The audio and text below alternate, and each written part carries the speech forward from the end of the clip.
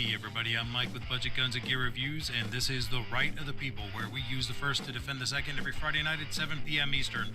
So uncover your keyboards and fire up your fingers. It's time to join the conversation.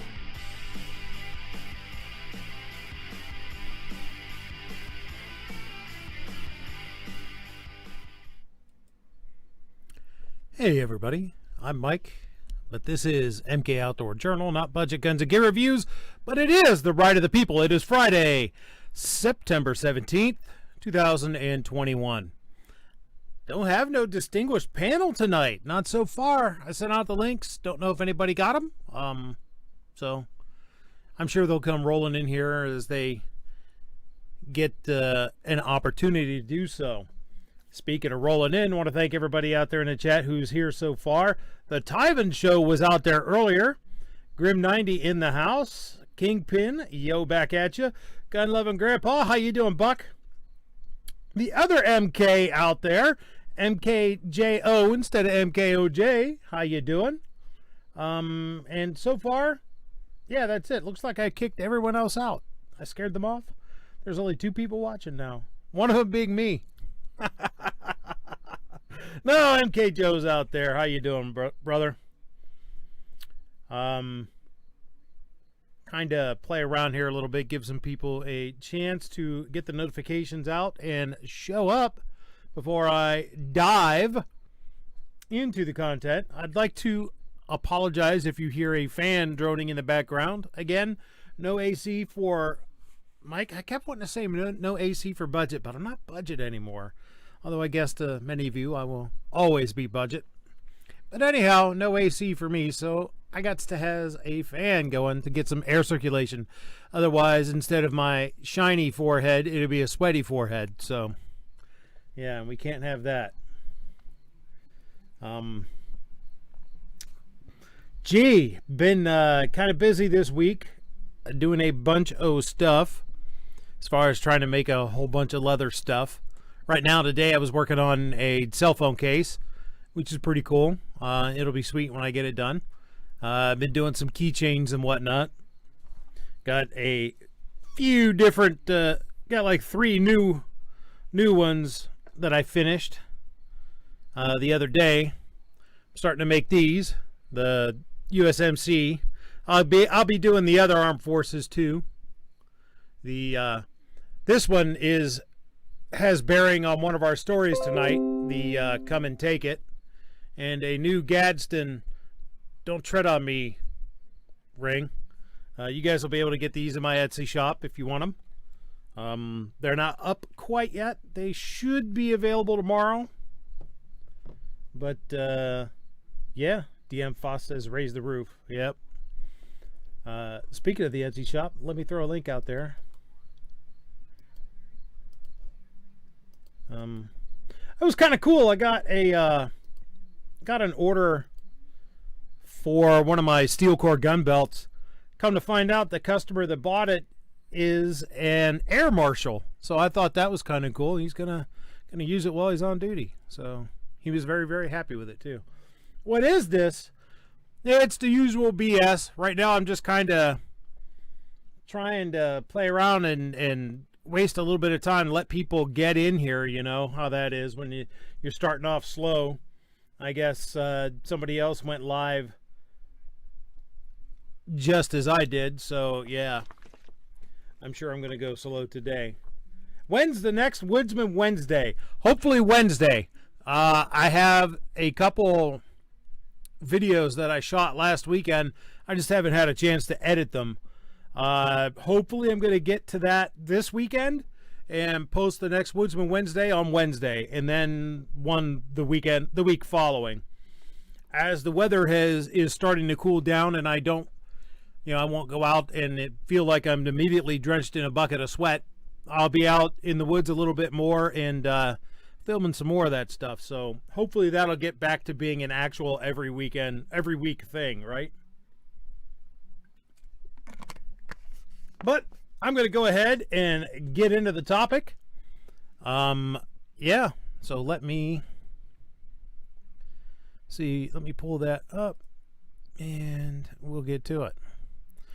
As I'm sure most of you know, our sniffer-in-chief, President Touchy, withdrew his nomination of David Chipman for head of the Bureau of Alcohol, Tobacco, Firearms, and Explosives. But I don't think that this battle's quite over. Not necessarily for Chipman, but, the rest of it, because he's just going to, double down. This is a piece from Breitbart. It says, Biden blames Republicans, pledges continued gun control push after withdrawing Chipman. President Joe Biden released a statement Thursday in which he blamed Republicans for David Chipman's failed nomination and pledged to continue working toward more gun control. This is from September 10th. This is from last week. But, I didn't do a show last Friday. I did it Sunday. But somehow I missed this, so we're going to cover it. The statement began with Biden praising Chipman for his work with the Bureau of Alcohol, Tobacco, Firearms, and Explosives, ATF, then moved to blame Republicans for the Chipman nomination failure. Republicans in Congress have made clear that they intend to use gun crime. I hate that phrase. It's like gun violence. It doesn't exist. Crime is crime, just like violence is violence. The tool's irrelevant. But I digress. Is a political talking point instead of taking serious steps to address it. If you ever want to know what Democrats are up to, listen to what they accuse everybody else of. That'll tell you what they're doing. That's why they've moved in lockstep to block David Chipman's confirmation, and it's why they side with gun manufacturers over the overwhelming majority of American people in opposing common sense measures like universal background checks. I don't think it's an overwhelming majority of American people who are for gun control. As a matter of fact, recent polls have shown that it's quite the opposite. But again, I digress. Biden did not mention that the pivotal opposition to Chipman's nomination came from Senator Angus King, Independent, Maine. King caucuses with Senate Democrats, giving them the 50 votes that allow them to hold the majority over Republicans, counting Vice President Kamala Harris's tie-breaking vote authority. Once King announced he would not support Chipman, it was evident that the nomination was going nowhere unless a Republican crossed the aisle to support the gun control nominee. Biden's statement on the withdrawal of Chipman concluded with a pledge to continue pursuing gun control. Well, of course it did. We knew this wouldn't be easy. There's only been one Senate-confirmed ATF director in the Bureau's history, but I've spent my entire career working to combat the scourge of gun violence, and I remain deeply committed to that work. Since taking office, my administration has taken numerous steps to combat gun violence and will continue to use every tool at our disposal to fight gun violence and keep Americans safe. I'm grateful for Mr. Chipman's service and for his work. Gun control has been a staple among Biden's presidential goals from day one. For example, during a February 4th, 2020 campaign speech in South Carolina, Biden referenced gun manufacturers, then looked into the camera and said, "I'm going to take you down."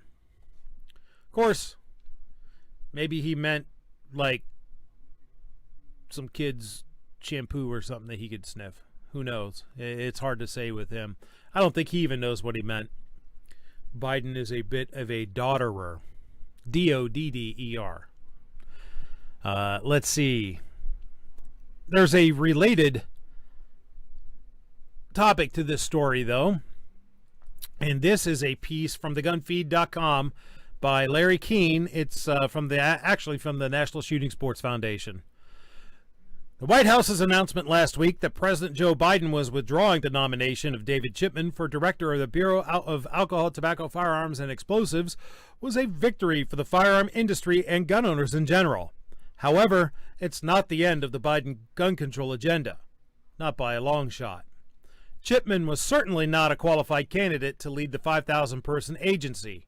He is a gun control lobbyist who previously testified before Congress demanding bans on modern sporting rifles, enacting age-based gun bans, and advocated for national firearm transfer delay periods.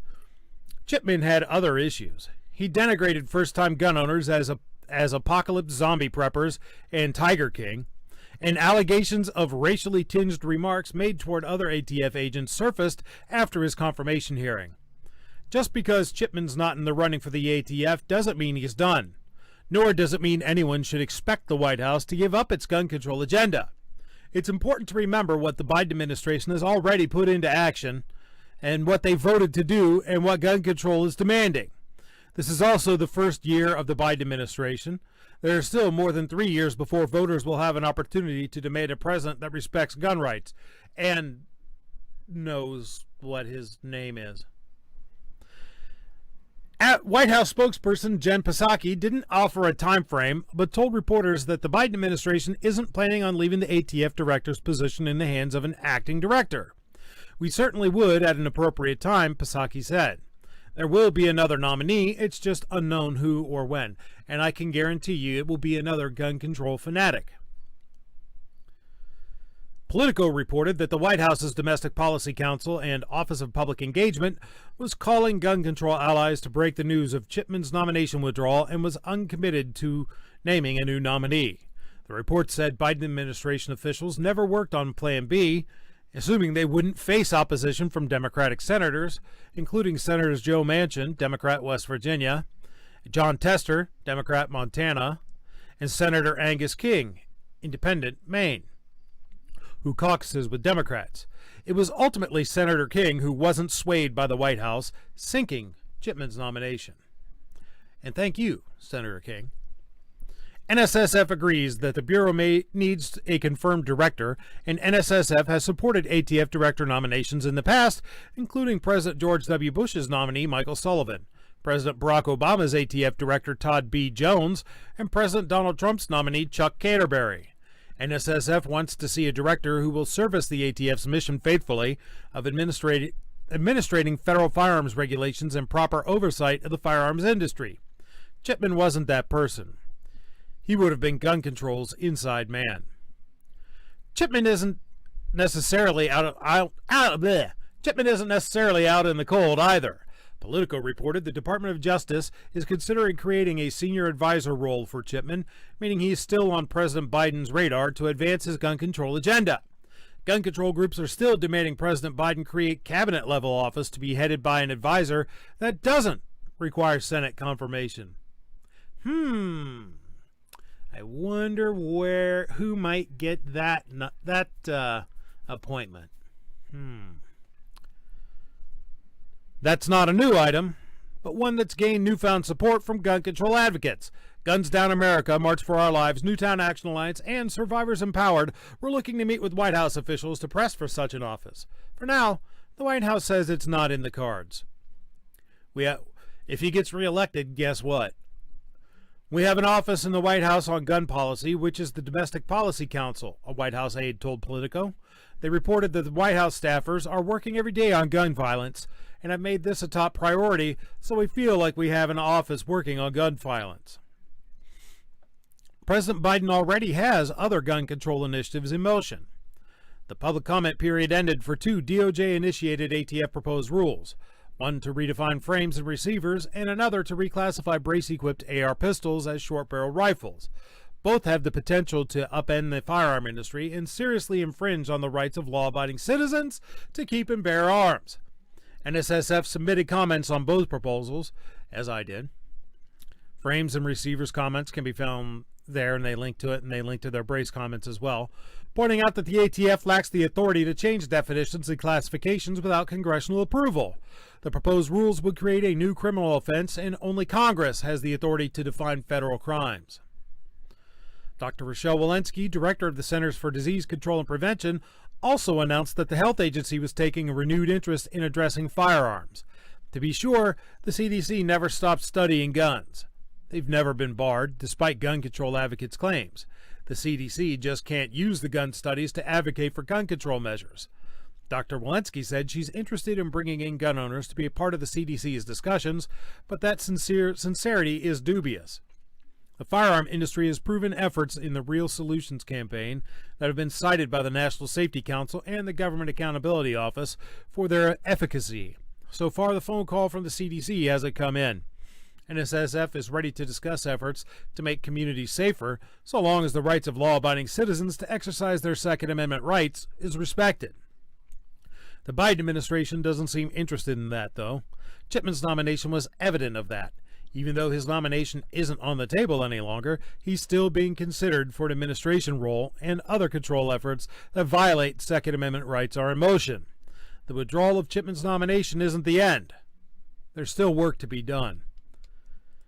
And, well, oops. Had a little bit of technical difficulties of my own, some operator error. That doesn't surprise me. I think that what the NSSF had to say there wasn't anything revolutionary. Only a fool, a complete maroon, as Bugs would call him, what a maroon, what an ignoramus, would believe that just because Chipman's nomination was withdrawn, that, yay, we won, it's over. It'll never be over, folks. They'll never stop. They'll never quit. They'll never stop trying. They will always keep coming. They're like frickin' anti-gun terminators. So let me go out in the chat and see who's out there and see what anyone has to say.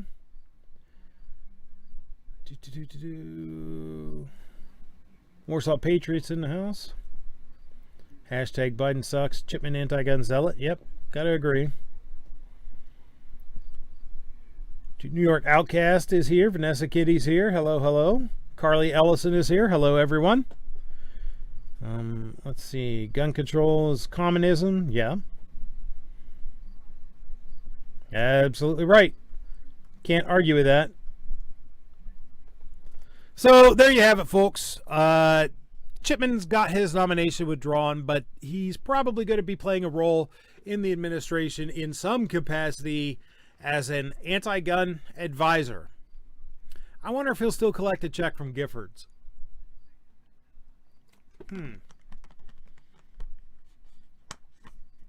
Somehow, that don't shock me. By the way, that big M right there in the middle is not anyone else. It's just me. Because I got to be in the room there on Jitsi, on GunTube Chamber. And, yeah. Just to keep it open. So if anybody who has a link wants to hop in and speak your piece, hop on in. You got it. You got a link for a reason. Let me go to the next El Topico. Some bad news here in Ohio. Though, for those of you who don't know, we recently, here in the wonderful Buckeye State, had our duty to retreat removed. In layman's terms, we don't have to try to run away before we are allowed to use force to defend ourselves. If we're someplace where we're legally able to be, or we have a legal right to stand there, well, it's not quite, but almost a stand your ground law. As a matter of fact, they've been calling it that as a shortcut. Well, there's a group of the usual suspects who is trying to put an injunction on on the fact that we no longer have a duty to retreat. Let's take a look at this piece. Doggone it. Let's take a look at this piece from bearingarms.com by Cam Edwards from September 10th. Activists sue to block Ohio Stand Your Ground law. A squad of gun control activists and Democratic lawmakers have launched a legal fight over the state's Stand Your Ground law, which was signed by Governor Mike DeWine way back in January of this year. Everytown for Gun Safety, along with the Ohio branch of the NAACP, a local grassroots organizing group, and 2 Democrat state legislators, claimed that the law was illegally put on the books in the waning hours of the legislative session after it was attached to another piece of legislation. The Ohio Constitution has very strong provisions to make sure our legislators can't throw in bills close to midnight that haven't been properly debated, Attorney Rachel Blumkatz said. That's what was violated here. Was it really, though? According to the plaintiffs, the amendment to SB 175 violated the state constitution's rule requiring legislation be limited to a single subject, as well as a rule that requires lawmakers to consider a bill on 3 different days. Representative Kyle Kohler, who introduced the Stand Your Ground amendment, says he believes the bill was ultimately signed by Governor Mike DeWine was limited to a single subject, use of a handgun. But the lawsuit pointed to testimony from the bill's original sponsor that seemed to contradict that argument. I want to be very clear that Senate Bill 175 does not expand concealed carry rights or locations. This is not a gun bill, Senator Tim Schafer of Republican Lancaster said when he testified about his bill in May 2019. The problem for Everytown and their anti-gun allies is that while Schafer was correct when he said that the original Senate bill didn't expand concealed carry rights, that statement is also true of the amended legislation that included Stand Your Ground. As for Schafer's original claim that SB 175, as introduced, wasn't a gun bill, I think that could be debated. The original bill dealt specifically with concealed carry and civil immunity for nonprofit corporations if a shooting took place on their property, so it was certainly a gun-related bill, even if it didn't specifically expand the right to keep and bear arms.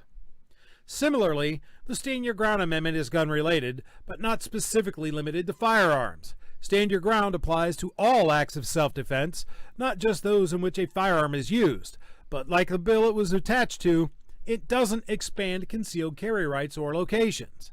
To my unlawyered eye, it appears that both the original text of SB 175 and the amended version signed by Governor DeWine are indeed dealing with the single subject of the use of force, but the Everytown attorneys have a vested interest in arguing otherwise. Kohler says that if the Ohio Supreme Court ultimately sides with the gun control lobby, he expects the legislature to simply pass Stand Your Ground once again. In the meantime, however, Everytown and the other plaintiffs are asking a judge for a declaratory judgment that would reimpose the duty to retreat that was negated by the signing of SB 175. I won't predict what the judge will do, but given the fact that Stand Your Ground has been in effect since April without any issues, I don't see any reason to put it on ice while the lawsuit makes its way to the state's highest court.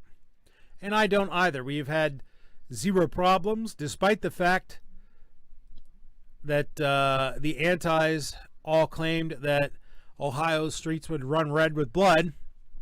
It was just a license to kill. Specifically, they said it was a license to kill black people. Let's not forget that. They wanted to interject race into it, as they always do. That hasn't proven to be the case.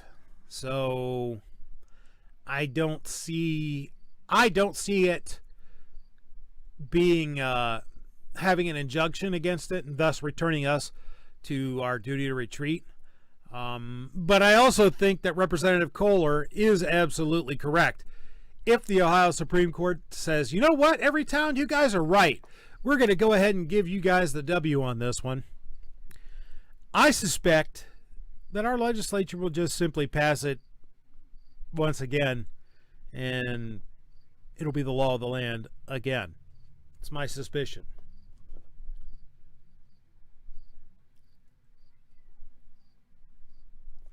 Let's see. New York Outcast says, sounds about right. When the mailman got busted drunk with someone else's wife on the job, they just moved him to the other side of town. Whoa! It's good to be the mailman. Let's hope so. I actually applied for a job as a mailman. So, yeah, let's hope it's really good to be a mailman.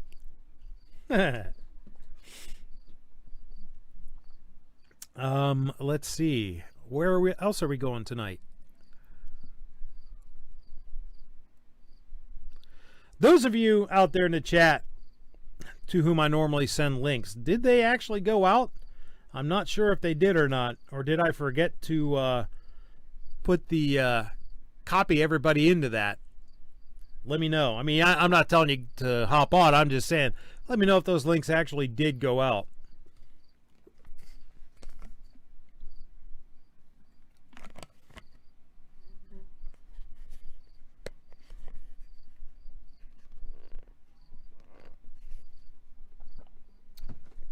Matt W. says, discovered you from your Rittenhouse video. If you want many people to watch, you need lots of likes to bring in YouTube algorithm to you.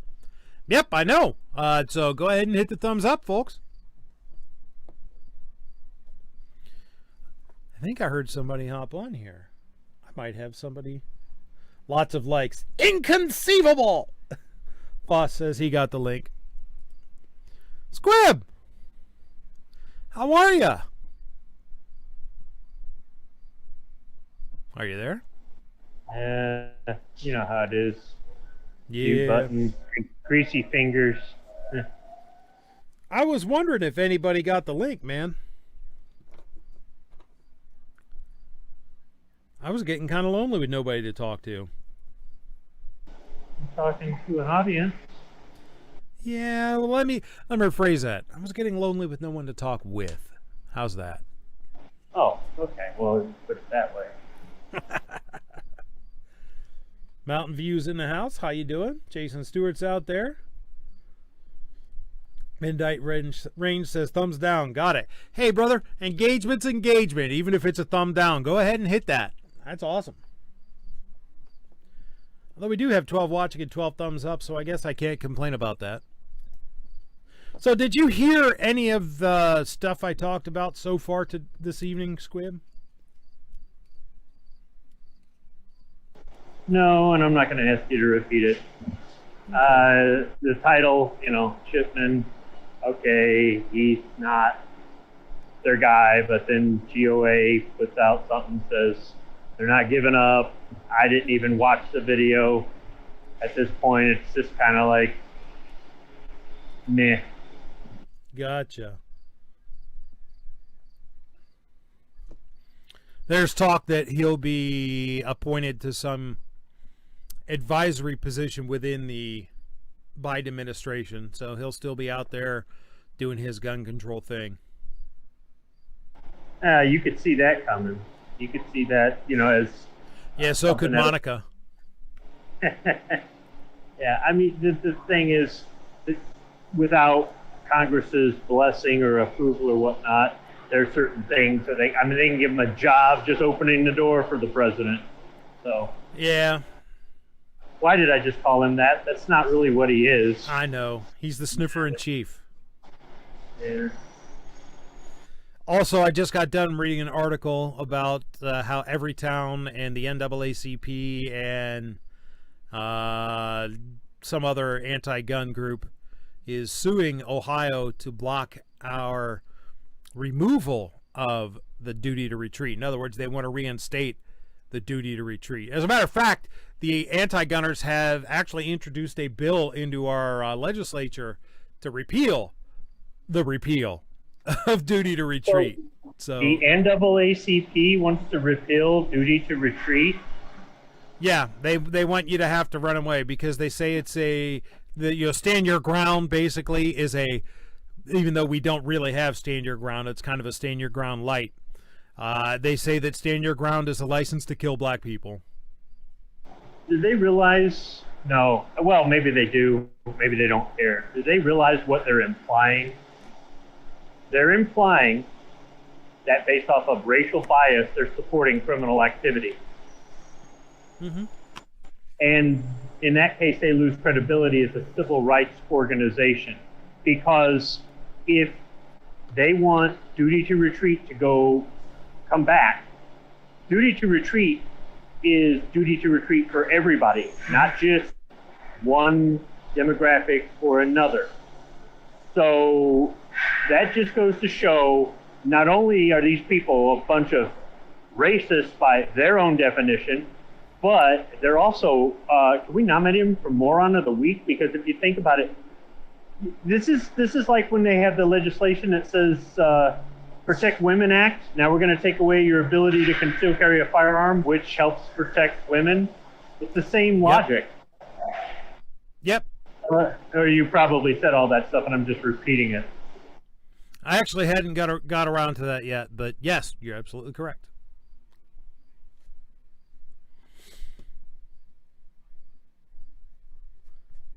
Midnight Range is astounded. He says, wow, Squib just legitimized Biden. Rob says, criminals come in all kinds of different colors and sizes. Don't start none, won't be none. That's it, right there, period. I wish more people had that attitude. Midnight, in my defense, I've been sniffing paint fumes for 7 hours straight. So that'll do it. If any of you have an opportunity to work in a factory where they paint stuff and you're not wearing a respirator, was going to say, you should, if you're wearing a mask on your face, you should be protected. I probably should have gone into my truck and got my M17, but I decided to go without. And because of that, I'm a little bit lightheaded, and I'm also kind of delusional. So right now I'm half coherent, half not. So if it sounds good, that's the coherent side. If it sounds like the other stuff, I'm legitimizing something. Too many of those VOCs, man. Gotcha. So you're a little bit less irascible today because you're freaking high on paint fumes. Okay. I mean, I stopped seeing yellow spots before my eyes, if that helps. Yeah, that's a good thing. Midnight Rain says, guess a lot of people were sniffing paint around election time, huh?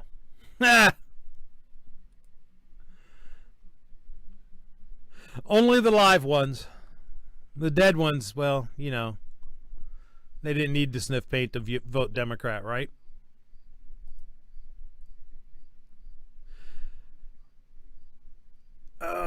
Let's see. Next up, this is good. This one is again, it's a culture war thing. I go back to that. I've talked about the culture war time and time again, over and over again, how we are losing the culture war. And that's borne out by looking at certain corporate policies. This is a piece from New York Post. Subway worker suspended after sharing video of her fighting armed robber, from September 13th. An Illinois Subway sandwich shop worker bravely fought back against an armed robber, hitting him with his own gun, just to get suspended after posting now viral leaked footage of her heroism, she said. Araceli Sotelo was caught on camera on September 5th as she screamed for help and begged the hooded robber to stop hitting her while she worked alone at a branch in Rockford. He kind of just showed me his gun and I was like freaking out, she told WTVO. He said, "Give me all the money. Give me everything before I hurt you." She recalled of the terrifying confrontation. After at least a minute of pleading with her attacker, Sotelo finally struck back, hitting and pushing him and trying to get him in a standing headlock, the footage showed. He was smaller than me, so I have that advantage. I could at least put my weight on him, push him or something, Sotelo told the local station. During the struggle, Sotelo's purse fell to the ground, as did the robber's handgun. The sandwich shop worker quickly grabbed the weapon, pointing it away for safety, but using it to smack the robber at least once in the head, which was covered in a black hood. He dropped it trying to hold on to my purse, and I ended up pulling his sweatshirt off him, she told WTVO, saying she wanted him to show his face for the security cameras. He wanted me to give him back his gun and his clothes, Sotelo said. Instead, I just hit him on the head with it because that's what he was doing to me, she insisted, saying he then ran off with her purse. Sotelo posted leaked footage of the attack to her TikTok, getting more than 9 million views by Monday.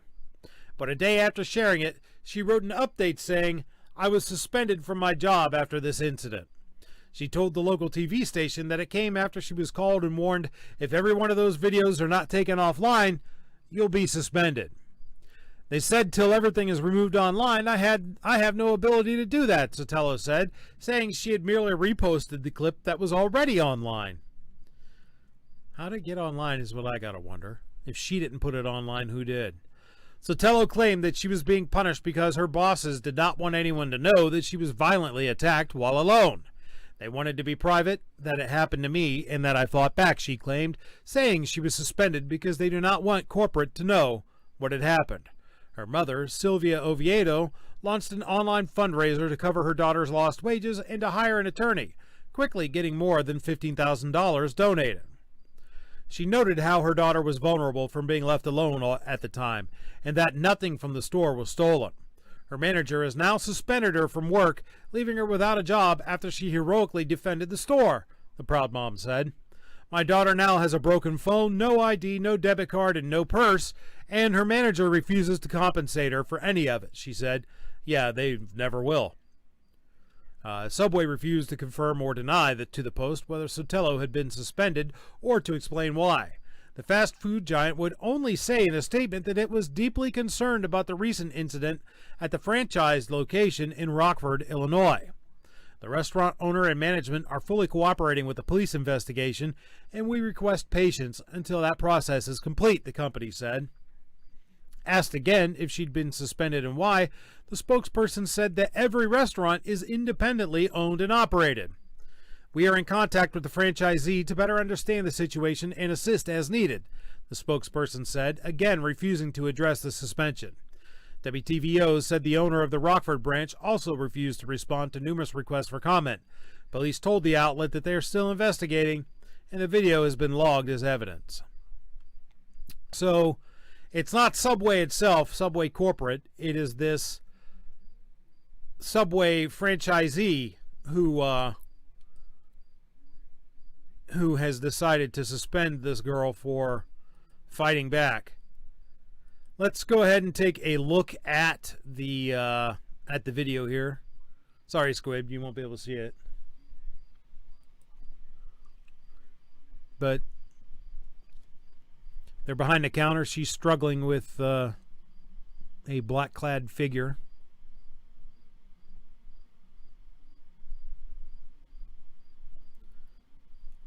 She's trying to headlock him. She's kind of slapping at him. He's slapping at her. Now they've moved out in front of the counter. Her purse dropped. His gun dropped.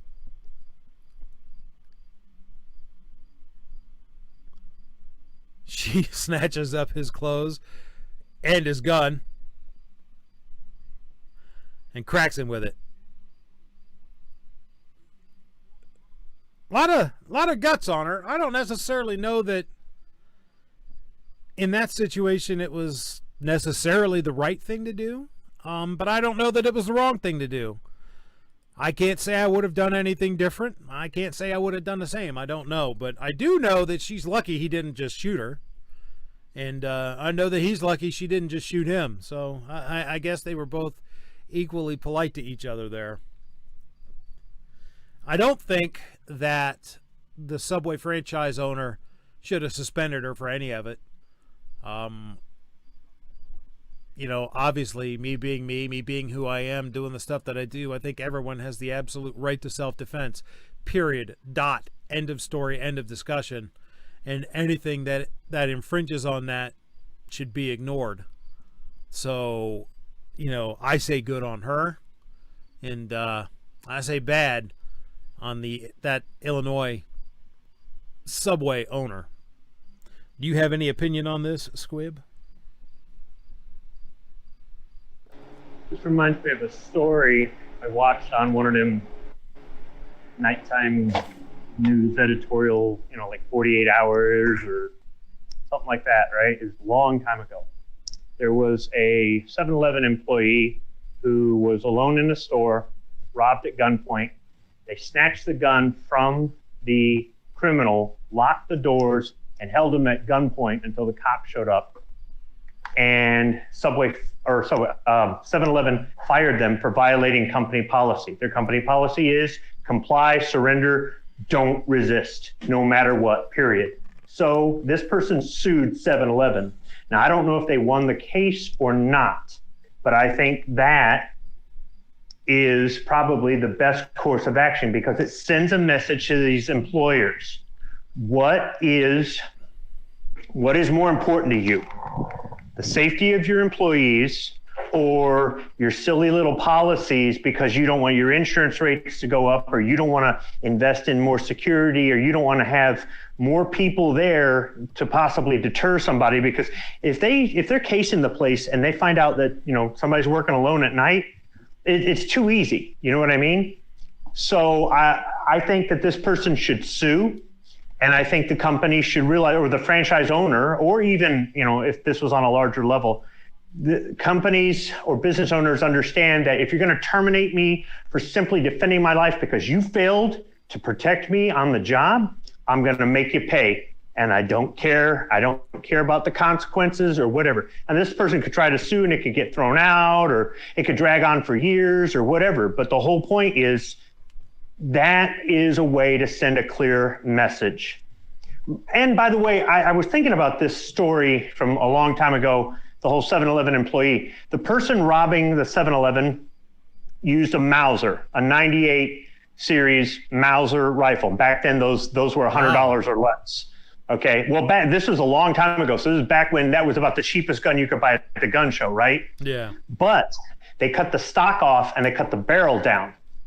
So if the employee snatches it from the criminal and turns it on the criminal and uses it, are they now in violation of federal law because they're in possession of a short-barreled rifle without a tax stamp? I guess it would depend upon the ATF the ATF agent looking into the case. To add insult to injury, the Mauser rifle was empty. So if the employee hadn't locked the doors by pushing a button behind the counter, the criminal would have ran away. The criminal didn't choose to fight the employee. They thought they had the upper hand as long as they had something that looked menacing, like an empty gun. Yeah. But as soon as they were disarmed, they just waited till the cop showed up. So, yeah, it's one of those things where if you don't send a message to these companies, they're going to jump on the side of you don't have a right to self-defense. You don't have a right to your freedom, your liberty, your safety. Oh, and we want you to work a double shift tomorrow, by the way. You know what I mean? Yeah. If your employer is putting you in this position, and you could say, well, you have the choice to quit that job. And I would agree with that too. If you decide that you want to work somewhere late at night at a place where you work alone, or you work in a crime-ridden neighborhood or something like that, and somebody says, well, they don't have any choice. Yeah, you do. Go somewhere else. But still, that employer should be looking out for your well-being. So Never. Tell me about it. Never. All of you are replaceable. All of us are replaceable. You know, my view on it, and this is what I told my daughter when she worked at Circle K on midnights, convenience store, stop and rob. And it ain't your money, give it to them. It ain't your cigarettes, it ain't your whatever, give it to them. Even if it is your money, give it to them. If they tell you to go to the back, fight like the third monkey trying to get on the ark, because that's when they're going to kill you. Okay, but you need to make a judgment call. Each person needs to make a judgment call.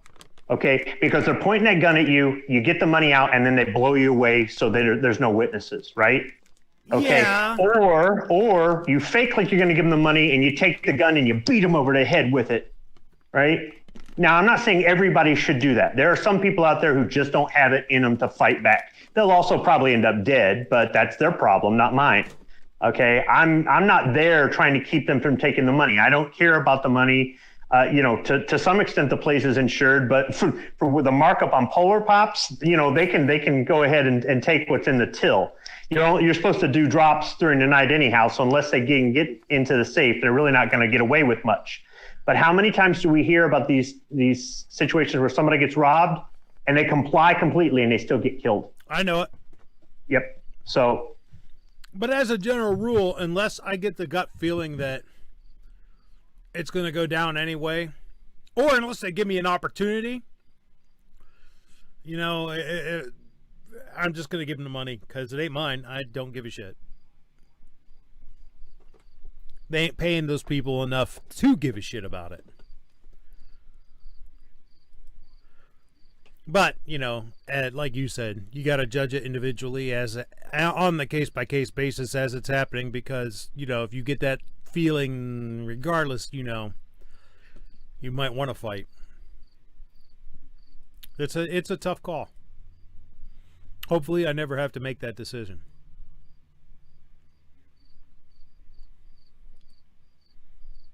Next up, excuse me, is this piece from Forbes.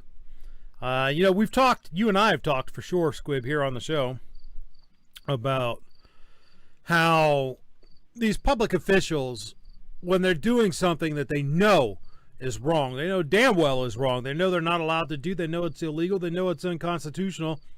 They do it anyway because they have qualified immunity, and they're never held accountable for it. I know we've talked about this, right? Well, there's one officer in, where is it? Connecticut. Doesn't apply to him. That's a good thing. This is from Forbes. Court rejects qualified immunity for cop who arrested gun owner carrying valid permit. In a welcome win for police accountability and gun rights, a federal court rejected a Connecticut police officer's demand for qualified immunity after he arrested a driver with a valid gun permit for his legally owned firearm. Blocking the driver's lawsuit and siding with the officer, Judge Janet Bond Atherton wrote in her opinion, would eviscerate Fourth Amendment protections for lawfully armed individuals. One November night in 2018, Basil Sukana, I'm probably butchering your name, sir, and I apologize, was driving through Waterbury, Connecticut when his iPhone GPS froze. To better troubleshoot, he stopped his car but kept the engine running.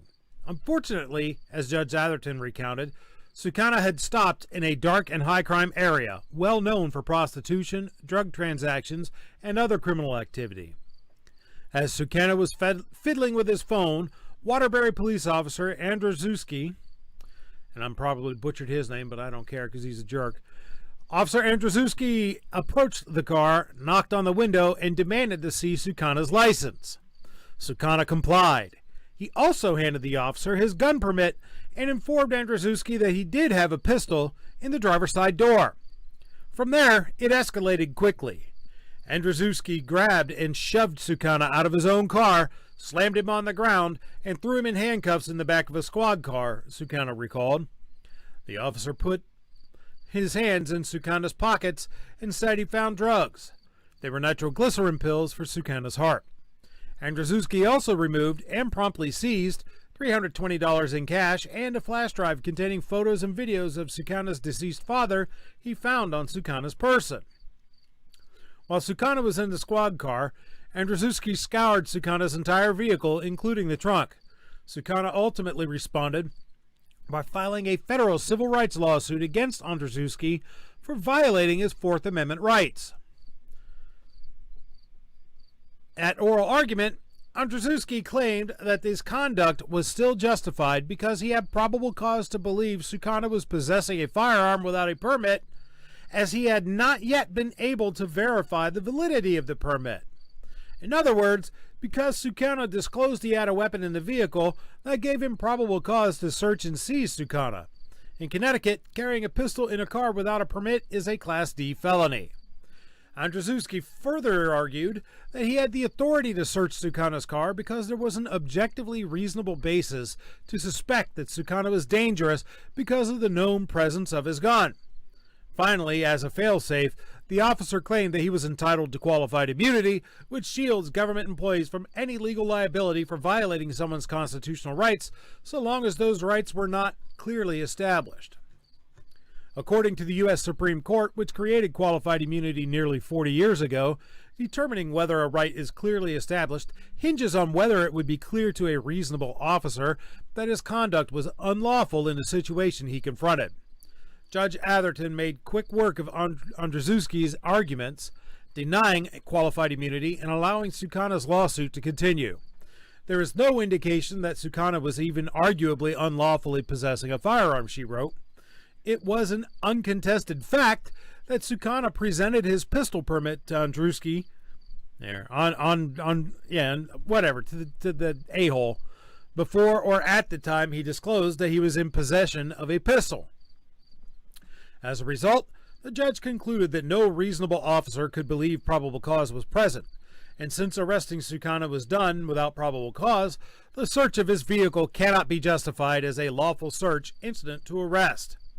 Moreover, in the Second Circuit, which covers not just Connecticut but New York and Vermont as well, an officer needs more than mere presence of a weapon for which the possessor is licensed to justify searching a car during the course of a traffic stop. Atherton pointed out that Sukana was friendly and compliant and freely told the officer about his gun and permit. On this record, No reasonable officer could conclude that plaintiff posed a meaningful threat of being armed and dangerous simply because he disclosed that he had a pistol and a license to possess it, wrote Atherton. Any contrary holding would make it practically impossible for the lawful owner of a firearm to maintain a Fourth Amendment right to privacy in his or her automobile. John R. Williams, who represents Sukana, called the opinion thorough and obviously sound, while Andruski's attorney declined to comment, citing pending litigation. The officer filed an appeal late last month. I hope this dude loses everything he has, down to the shirt off his back.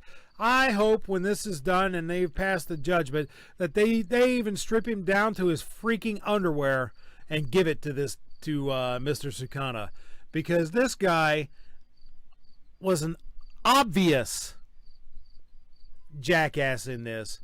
He completely overstepped his bounds.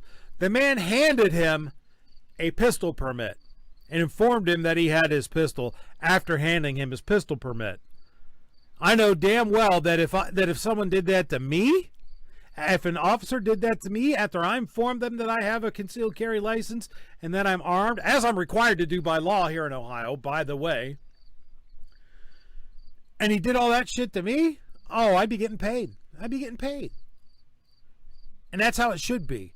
These public officials who operate outside the scope of their authority, who operate out, what's the phrase? Who harass someone under the color of law, hiding behind their qualified immunity, need to have that immunity stripped and be held personally, civilly liable, and frankly need to be held criminally liable for their malfeasance. What do you think, Squib? Should the cop be held accountable for this, or should qualified immunity still apply? What do you guys think out there in the chat or in the comments as well? Oh boy, where do I start? So you see, this is the problem with concealed carry permits. They should just get rid of them altogether and make national constitutional carry. The end. Because, and I understand that's going to piss off all the people with their permits who think they're in the club. You guys aren't in the club, whatever. But here's the thing. He showed him the permit. Then he says he's got the gun in the car. Okay. Now he just assumes that the permit is invalid. Then what is the point of issuing people permits, making them take the class and pay the fee and get the picture and the fingerprints and the whole 9 yards? What is the point if a cop isn't going to assume that this thing, if the permit isn't valid, then how is the driver's license valid? Better yet, let's flip the script. How do I know you're a real cop? How do I know you didn't buy that car at the auction and got that uniform at the same uniform shop the cops use? Because they do. You can buy all this stuff. Yeah. How do I know that's a real badge? I haven't had a chance to verify it yet. Yeah. So I'm not going to comply because I don't know that you're law. Do you see what I mean? How ridiculous this gets when you start taking it to the nth degree?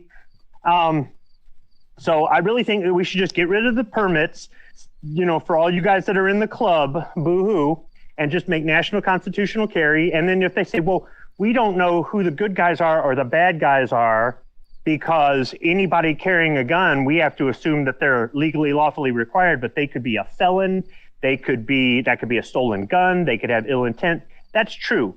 But apparently we don't know who the good guys are or the bad guys are who wear a uniform and a badge and drive around in a cruiser, because there are cops like this out here. And it's going to piss off any cop out there listening to go, there aren't cops like you, don't understand. These are exaggerated, blah, blah, blah. Don't get me wrong. Sometimes this stuff is exaggerated when it's out on social media, when it's on the internet, or even mainstream media trying to create division between us and the cops. The cops do just fine on their own, creating division between them and everybody else. They really don't need any help from anybody.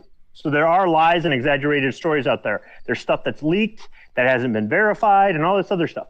But there are plenty of cases of law enforcement abusing their authority, abusing their power, and getting away with it. Enough of it to validate the fact that there are some bad cops out there. So if the cops want to say we can't have national constitutional carry because we won't be able to tell who the bad guys are, well, then we can't have law enforcement because we can't tell who the good cops are. It's the same. Once again, I'm flipping the script on them. I'm saying it's the same logic. Freedom is freedom. And if these guys have immunity, which I think is horseshit, all the way up to the president, they shouldn't be granted immunity. Then they'll think twice about what they do. Then they'll think twice about abusing their authority. I'm not saying they won't still try to abuse it, but at least now they can be held accountable. That's my biggest problem with the government, from the meter maid all the way up to the president. No accountability and protection. That's horseshit. The only people I know in the private sector who have that are people in unions. So maybe what I need to do is get my dumb ass in a union, right? Then I can walk around like I'm a cop or the president. But the whole thing is, I understand you're doing a job for, if for the government or for the people or whatever, then really do it.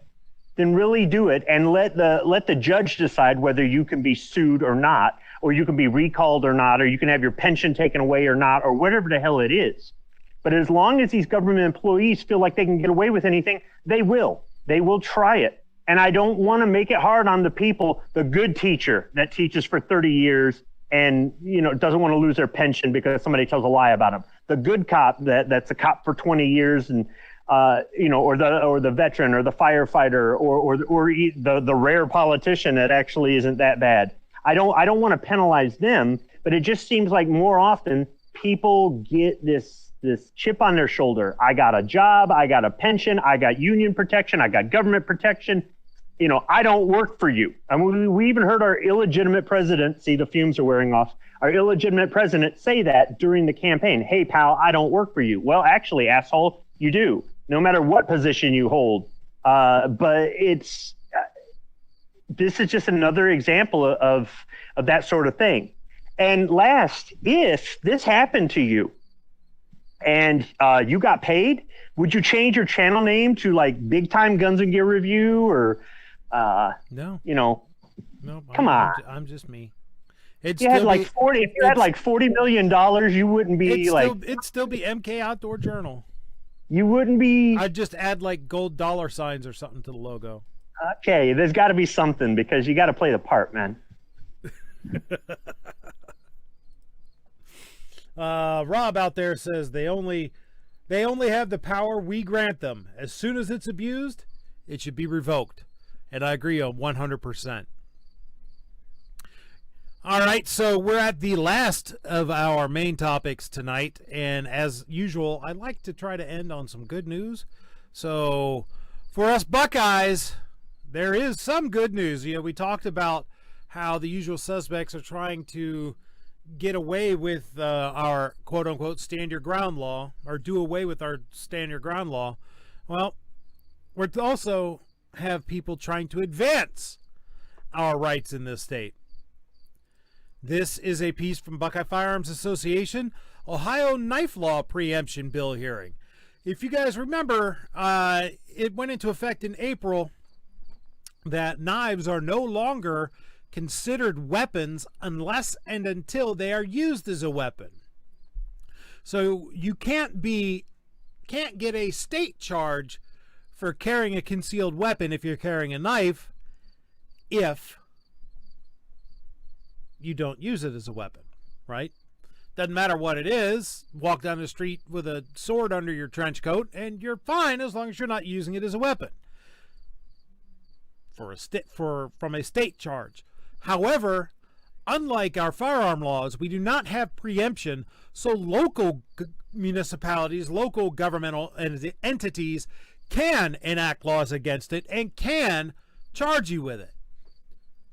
Hopefully not for long, though. This is from September 17th, 2021, today. With the August legislature session, let me start this over because I can't speak for some reason.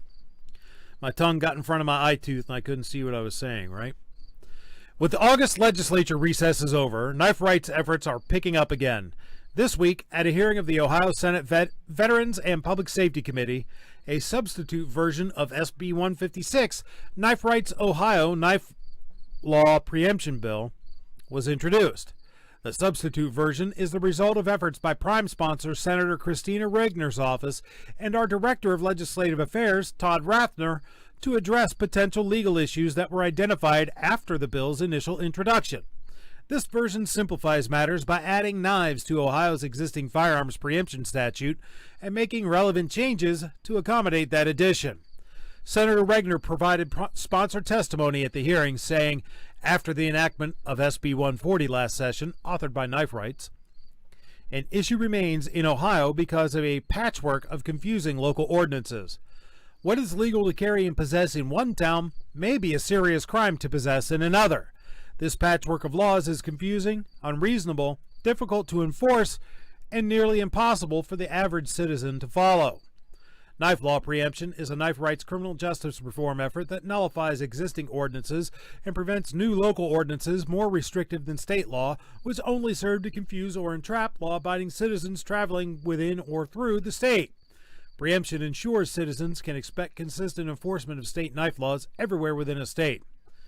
Knife Rights authored and passed the nation's first knife law preemption bill in Arizona in 2010 and has since passed preemption bills in Alaska, Georgia, Kansas, New Hampshire, Oklahoma, Tennessee, Texas, Utah, West Virginia, and Wisconsin.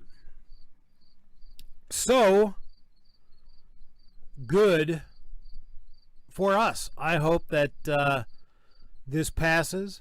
I want to try to keep my ear to the ground on this one because I like to carry a pocket knife, and the knife that I carry might be legal where I don't even know, actually, if it is legal where I live. Don't care either, because I don't plan to shank anybody with it, but, you know, I like to have a knife with me, and if I want to carry a bigger knife, I want to be able to carry it. The right of the people to keep and bear arms shall not be infringed. So, I think that the preemption that we have in Ohio with regard to firearms should also transfer to knives. Frankly, as Squibb says, you know, get rid of the permitting system, period. National constitutional carry of any damn thing you want. I think that solves all of this, but unfortunately it isn't ever going to happen. So we have to deal with this stuff a little bit at a time, And I think this is another step further down that road toward the end goal. I think it's silly that I can have a freaking Desert Eagle on my hip if I had one and wanted to carry it, but if I have a knife over 4 inches in Cleveland, say, I'm going to prison for a felony. Stupid. Absolutely stupid. Because in Ohio, we have a concealed handgun license, not a concealed weapon license.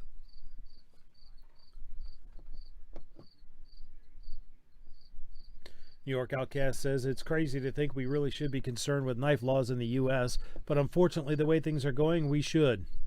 Oh, yeah. Oh, yes. Oh, yes. Let's get these protections in place now before we start going down the road that Britain has gone down, where if you have a butter knife in your car, you can go to prison. It's ridiculous. Let's nip that crap in the bud right now. Do you have anything you want to say on this, Squibb, or shall we move on? I mean, I think that if we want to go national with this, I think we're going to have to call in some foreign help. I think we might want to get Paul Hogan to be our representative at a national level. You did not just Crocodile Dundee this, man. I did. God, Dude, I hadn't even thought of that. Good for you. On one of my open carry rigs, I've got my K-bar. So, you know, I'm okay with the whole knife thing. Oh, yeah. Look at it like this. You could go down to the hardware store and buy a cheap, made in China, 99-cent screwdriver and carry it. It's not a knife, right? You can do just as much damage, if not more, with that 99-cent screwdriver, and you can use that to break into a building. So it could be, a tool for larceny. It's a felony called possession of criminal tools if they catch you with a screwdriver. Are you sure? Oh, yeah. I've seen many people charged with it. Okay, well, I don't know that they actually have that here where we're not commies, but I'm just saying that you could registry inexpensively. Yeah, they've actually used it. Never. Hey man, I can open carry with one in the chamber, so can I. Just somebody told me you couldn't. Someone told you absolutely wrong. In Ohio, open carry is not a regulated activity. I could put on 5 rifles if I could carry them and go wander downtown and they can't do a damn thing about it. Now they'll stop me. Hey, what you doing with 5 rifles? But they can't do shit. Totally legal in Ohio. I was just like, somebody from Ohio told me that you can't. Somebody from Ohio didn't know their ass from a hole in the ground.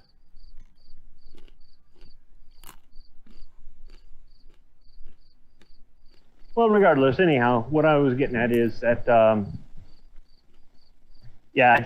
don't see the big deal. There's so many different things you can carry that might seem innocuous that can be used as a weapon. I don't look at a knife as a weapon. I carry a Leatherman and a little fold-up buck knife on me almost everywhere I go. And if I had to defend myself, I wouldn't even think about going to those first. I'd use my fists. Yeah. So, I mean, but whatever. Yeah, I'm glad to see this happen. You know, I think that the Second Amendment applies to all arms. Period. Knives are arms, swords are arms, ball bats are arms, whatever. It's an arm. So we should be able to carry it. Flat out. Anything else is absolutely ridiculous. Speaking of ridiculous. And now prepare yourself for another tale of stupidity in this episode of Moron of the Week. Hey, small caliber arms reviews in the house. How you doing, neighbor? Let's see. First up is this brain trust of a young individual. It's a piece from bearingarms.com by Tom Knighton from September 16th. David Hogg. Second Amendment is a collective right.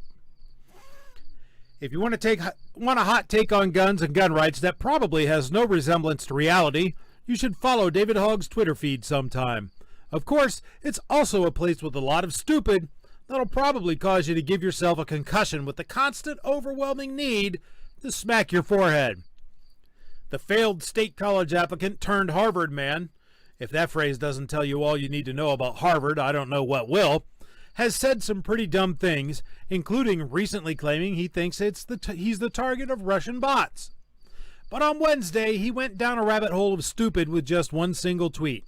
Pretty impressive until you see the tweet.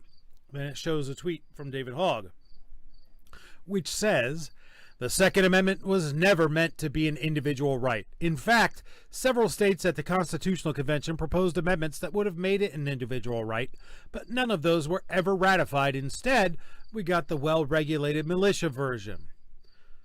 Now, Hogg isn't a thought originator. He's a parrot, repeating what others have told him and making himself sound important so the media will keep fawning all over him. This ain't original either. A lot of people claim that the Second Amendment was never meant to be an individual right. Yet people like Hogg can never answer one simple question in response.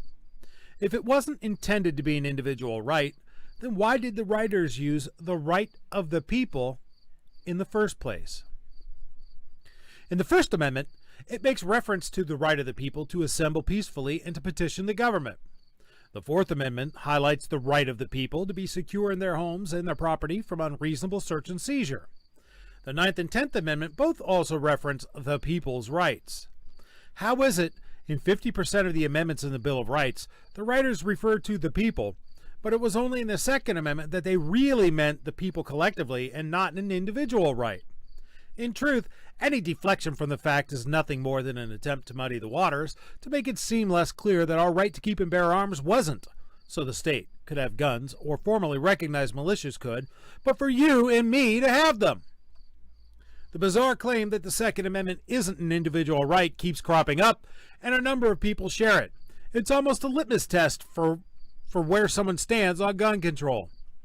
Regardless, though, it's a tired argument, and it's been trotted out over and over again. I find it amusing that people who think Roe v. Wade is definitive and should be the final say on a topic like abortion are so ready to completely dismiss Heller, which specifically found that the Second Amendment was an individual right and not a collective one. The question was answered, and is highly unlikely to be overturned on the merits of anything. If it is, It'll be an activist court pushing a leftist agenda. It won't be because of anything else, as I've clearly shown. But people like David Hogg will persist, no doubt, to try and insist it's a collective right, as if that term has any actual meaning in the first place, and consider themselves smart because they believe it. However, if David Hogg is the caliber of person who can get into Harvard and manage to stay, then we as a nation need to seriously rethink how much gravitas we give Ivy League graduates. So David Hogg, good old Hoggwash, you are contestant number 1 in Moron of the Week. But he's not alone, because in this other piece by Bearing Arms, this time from Cam Edwards, UT San Antonio bans Come and Take It from campus. I had no idea that fans of University of Texas San Antonio Roadrunners even used Come and Take It as part of its branding for its sports teams, because I'm pretty sure I've never actually seen any sort of college matchup featuring UTSA, not exactly known as an athletic powerhouse. Still, I think it's a pretty cool nod to history. After all, the phrase, or something similar, has long been used as a rallying cry for fighters facing long odds for thousands of years. From Leonidas and the Spartans at Thermopylae in 480 BC, to, most importantly for a Texas university, the Texans at the Battle of Gonzales in 1835. It's apparently that last usage of the phrase that's become problematic for some of the woke scolds in the Lone Star State who've convinced UTSA to ban the use of the phrase during athletic events. The University of Texas San Antonio dropped the slogan "Come and Take It" ahead of its first home game over the weekend amid concerns that potential racial connotations associated with it. UTSA President Taylor Imey issued a letter to students, staff, and faculty on September 7th, announcing that the rallying cry would not be used at athletic contests. At football games, a flag reading "Come and Take It" would be unfurled during the fourth quarter, along with the firing of the cannon. The tradition was paused last season as fans were not allowed at games due to the pandemic. Imey, who mentioned the possibility of launching a task force into the phrase in August, said that wouldn't happen and instead ended the tradition altogether. The matter has become a distraction from our mission and is likely to continue shifting our focus away from our work yet to be accomplished. Further, we will identify the use of this phrase in our digital environment, in licensed merchandise, and in our buildings and playing fields, and will systematically and appropriately remove it, he said in a letter. Why on earth is the university banning a phrase steeped in ancient U.S. and Texas history? In his letter, Imey provided this Weasley excuse. Over the last decade, the phrase has become increasingly affiliated with cultural and political issues beyond its traditional historical context. In the time since it was last used at a home game on November 23, 2019, the phrase has been adopted by organizations and movements across the political spectrum. A simple online search of web pages, articles, and images involving the phrase reveals the myriad of ways numerous organizations have adopted it for their particular cause. Many of these organizations have values and agendas that differ significantly from ours and are clear focus on excellence in intercollegiate athletics and higher education. Why, yes, it is true that the phrase "Come and Take It" has been used by a variety of groups across the political spectrum. Given that's the case, why would it be objectionable for UTSA to use the phrase? Well, apparently a professor at the university named Ellen Clark started a petition demanding that the slogan be canceled because she claims it embodies both anti-Mexican and pro-slavery sentiment, adding that it has carried those white supremacist beliefs from 1835 to today, and in that time has also been widely adopted by anti-government, pro-gun extremists such as the January 6th insurrection at the U.S. Capitol. Oh, give me a break. It's also been used by pro-abortion activists in Texas, though for some reason Clark doesn't appear to be upset about that. Of course, while the university can ban the use of the phrase in its official materials and branding, it's a lot harder to stop students, staff, and alumni from displaying those 4 words. And at UTSA's last football game, there will still plenty of "Come and Take It" flags to be seen. At least one member of the UT Board of Regents has also criticized the decision, saying the board does not support abandoning traditions and history that mean much to students, alumni, and other Texans. Kevin Etlife went on to describe himself as very disappointed with the decision and added that he will immediately ask our board to establish policies that ensure that the governing body of the UT system will have the opportunity in the future to be consulted before important university traditions and observances are changed. That's all fine and good, but it never should have come to this. UTSA's president should have simply said that while he recognizes a variety of groups across the political spectrum have used the phrase, the university's adoption of come and take it is based on Texas history and the fight for independence, and should not be seen as an endorsement of any particular political point of view. Instead, he bent his knee to the speech police, and now the university has to determine how far it's willing to take its ban. Will it start removing fans with come and take it flags from the Alamo Dome? What happens if a chant breaks out during a game? Ironically, it sounds UTSA's decision to ban the phrase from campus has prompted its own rebellion, and I'm okay with that. I'd love to see 10,000 Gonzalez flags waving this weekend as the UTSA Roadrunners take on the Blue Raiders of Middle Tennessee State, and if the university president doesn't like what he sees, I guess he could always try to go and take them. So, Awful Imee, the UTSA president, you're contestant number 2 in Moron of the Week. Wait. Damn it. No.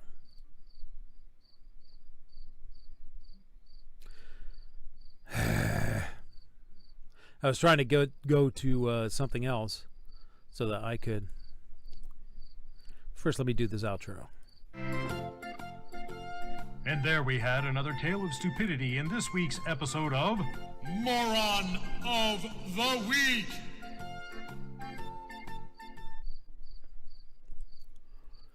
Yeah, so now let me see if I can find this, find what I need here. I'm trying to get in my live control room because I had a poll all ready to go, and yeah, now I lost it.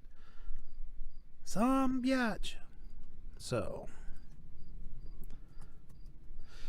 let me take a moment to redo my poll because I'm having a little bit of technical diddlies. Longtime watchers of the show will understand that this happens from time to time.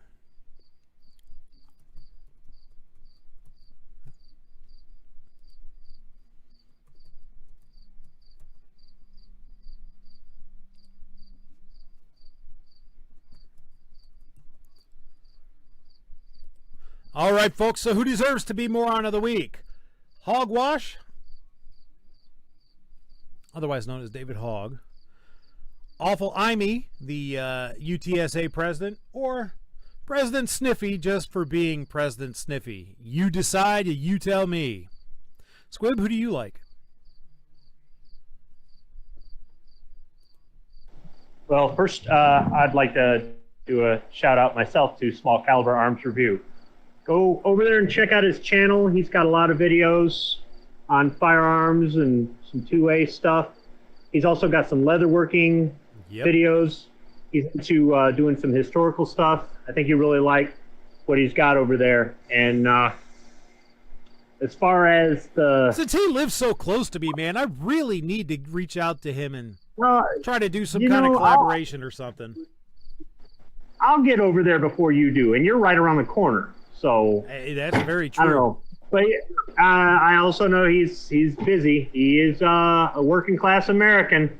So, so as far as for this segment, I wanted to give it to Hogg, but dude, that whole Texas University thing. I mean, this is a Texas tradition. The Gonzalez flag.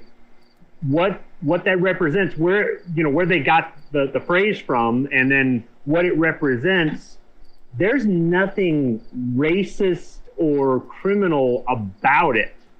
There's nothing. This is something where they're making it up. They're saying, how do we vilify this piece of history? How do we erase this piece of history to fit our agenda? I know. We'll do what everybody does. We'll call it racist. We'll call it divisive. Yep. We'll say that it's not the traditions of the. I mean, really, and I don't really care about other organizations using it. It's like the Confederate flag.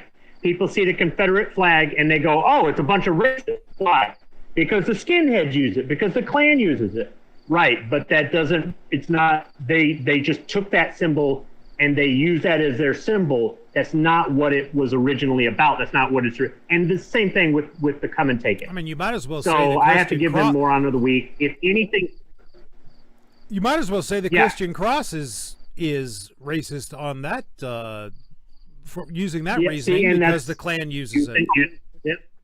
Yep, and that's it. They don't want to stop and check their logic before they run their mouth. They want to destroy our traditions. They want to destroy our history. They don't, and when we destroy our history, we're doomed to repeat the things in history that we don't agree with anymore. It might have been acceptable back then, but it's not acceptable by today's standards. But if you make it go away, or you want to vilify everything that isn't necessarily evil, then, and that's the whole nature of this group of people. They will feed on themselves. They're destructive. They think they get a short-term gain, but the long-term goal, they actually destroy their own rights. So I've got to go for this college dean or whatever. That, oh man, that's just. Yeah, grimy imey. I would go with that one as well.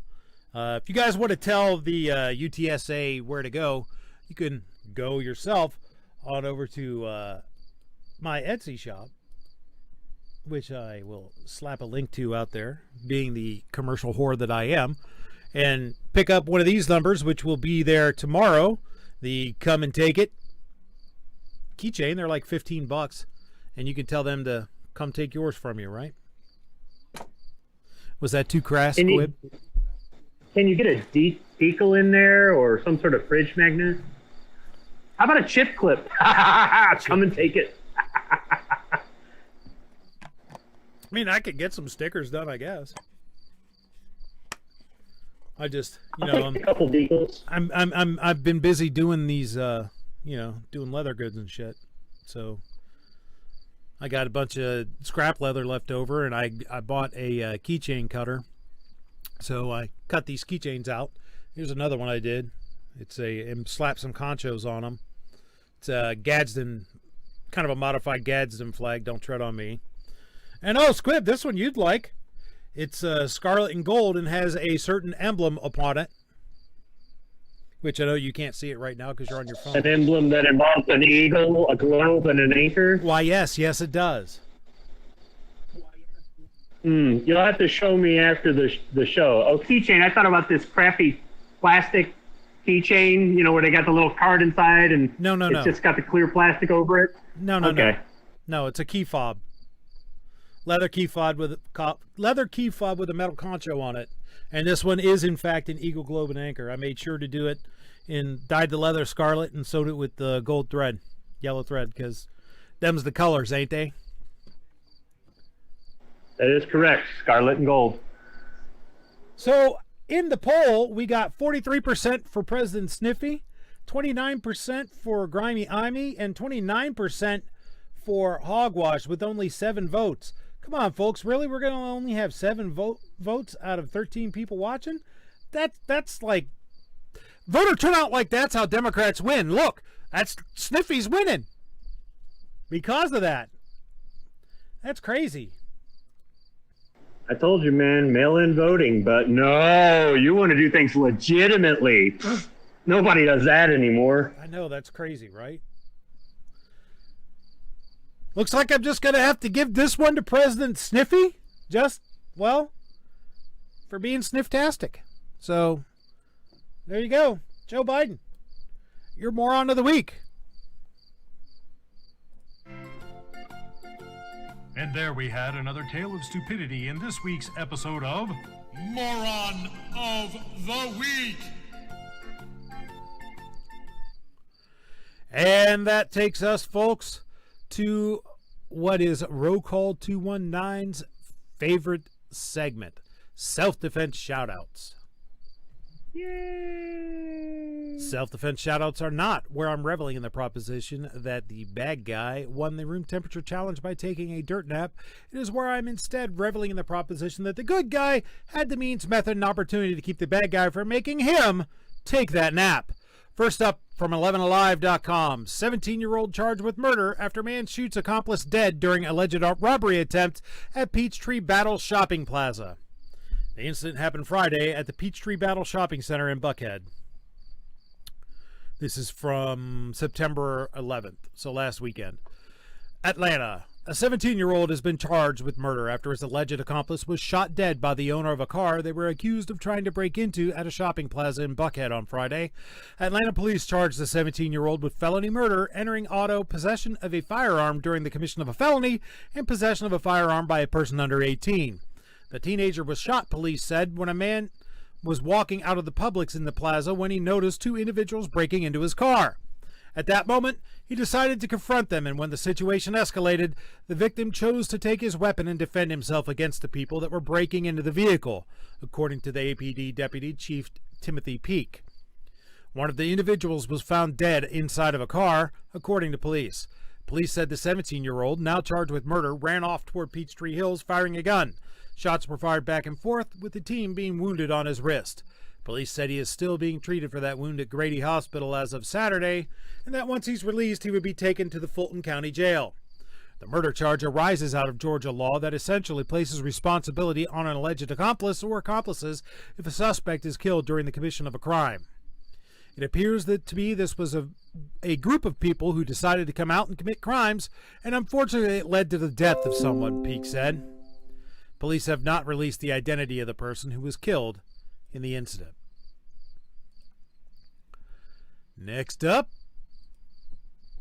from abqjournal.com, is another Subway employee that defended themselves. Suspect in attempted robbery is killed by worker at Albuquerque Subway, from September 14th. Police say a man trying to rob a 24-hour sandwich shop at Southeast Albuquerque was shot and killed by an employee Tuesday morning. It's the second time in a little more than a week that an attempted robbery got stopped by a pop-up. That an attempted robbery has ended with the suspect being killed. Gilbert Gallegos, an Albuquerque Police Department spokesman, said officers were dispatched around 5:20 a.m. to a shooting at Subway on the 1300 block of Gibson near Interstate 25. When they arrived, they found the man had been shot and was dead inside the shop. After preliminary investigation, talking to some of the employees at the business, whoever that is, please mute because I can hear whatever you're doing. It appears that the male had entered the business and attempted to rob one of the employees, Gallegos said. At that point, one of the employees fired shots at the robber, and the robber was deceased on scene. He said it appears the suspect was armed. It's not yet known whether he was a suspect in other robberies. I also reckon this guy almost made it to Moron of the Week because he was armed all right with a BB gun. He took a BB gun to a gunfight. He paid the price for it. Next up, Moses Lake woman. This is from KEPR-TV. Moses Lake woman shoots suspected burglar during home invasion, from September 13th. Police say a woman shot a person who allegedly broke into her home in the middle of the night on Sunday.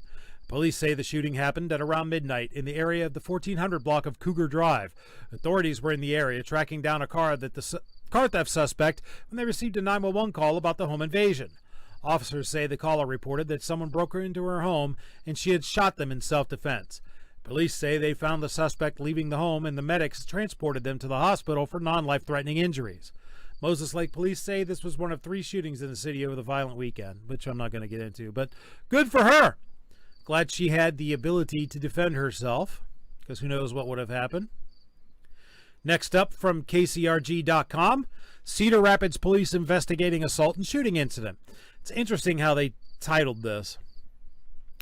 On Sunday, September 12th at 5:15 a.m., Cedar Rapids police officers were dispatched to a residence in the 900 block of 12th Street Northeast for an assault. Callers indicated a female was being assaulted by a male and gunshots were discharged. Officers arrived on scene and found 21-year-old female who had sustained non-life-threatening injuries as a result of an apparent assault by 34-year-old David Raphael Walker. Walker had left the residence prior to the officers' arrival. At approximately the same time as the assault call, a male had presented by private vehicle at Unity Point St. Luke's Hospital with a non-life-threatening gunshot wound to the leg. The male was identified as the assault suspect, David Walker. Several witnesses have been interviewed and individuals involved in the incident have been identified. Based on the preliminary investigation, an 18-year-old relative of the female victim shot at Walker during the assault. At this time, Walker has been charged with assault causing bodily injury. He was treated at the hospital and subsequently transferred to the Lynn County Correctional Center. So instead of third party defends woman during domestic assault, it's investigating assault and shooting incident. It's very strange. But next up,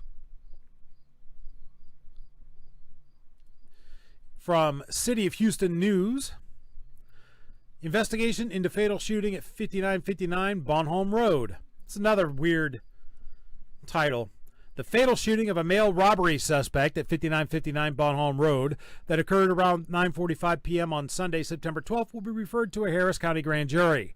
The identity of the suspect is pending verification by the Harris County Institute of Forensic Sciences. The male shooter was not injured in the incident.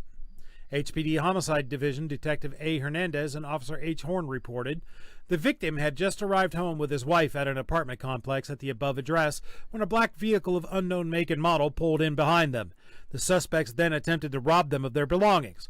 One suspect fired a warning shot and then pointed the gun at the victim. A second suspect also pointed his weapon at the victim. The victim then fired his own weapon multiple times, fatally striking the second suspect. The first suspect and a third unknown suspect fled the location.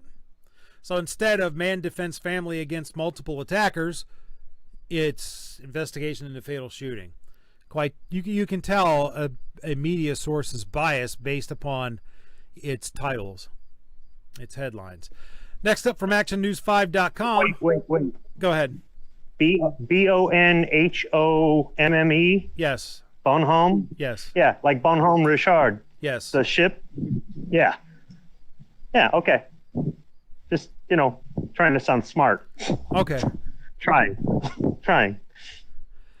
From ActionNews5.com, man shot, killed during attempted robbery, according to police. From September 14th. Memphis, Tennessee. Memphis police say a man is dead after an attempted robbery resulted in gunfire Monday afternoon in Raleigh. According to preliminary information, the man attempted to rob another man and was shot in the process. The robbery suspect was then rushed to the hospital where he died of his injuries. Police say no arrests have been made in this case. That's how it ought to go. Let's see. We have one more. This is from SentinelEcho.com. KSP investigating fatal shooting in Whitley County. Indiana man named as victim. An Indiana man died as a result of a gunshot wound in Whitley County Wednesday afternoon. Kentucky State Police London Post was notified by Whitley County Sheriff's Office of a possible shooting that took place at a residence on Buck Creek Road in Whitley County shortly after 1 p.m. According to KSP, it was determined Derek L. Cook, 43, of Richmond, Indiana, and Michael C. Lemaster, 36, of Lilly, got into an altercation inside Lemaster's residence. KSP said during their investigation, they found that reportedly Cook pulled a knife and cut Lemaster. Also during the incident, Lemaster had a firearm and shot towards Cook. Cook sustained a fatal gunshot wound and was pronounced dead by Whitley County Coroner's Office. Cook was taken to the State Medical Examiner's Office in Frankfort for an autopsy.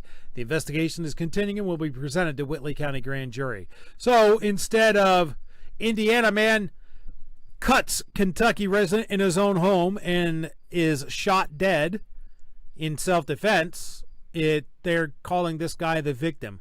I would suspect that the Sentinel Echo has a definite anti-gun bias, but that does not change the fact that someone used a firearm in defense of their life.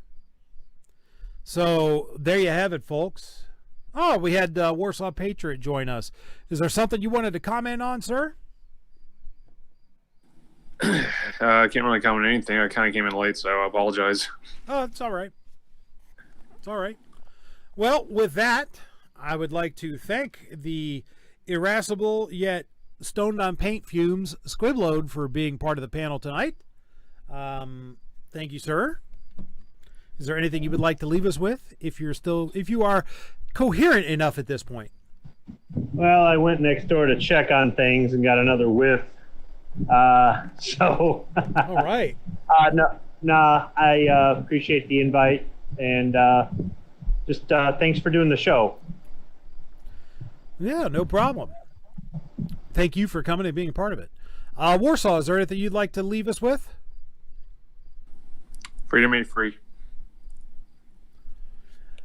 I'd like to thank everybody out there in the chat who came and showed up and was part of this. Everybody who dropped a like. out there. If you haven't, go ahead and drop one. Make sure you go over to Etsy and check out MK Holsters and Leather. I will again drop the link out there.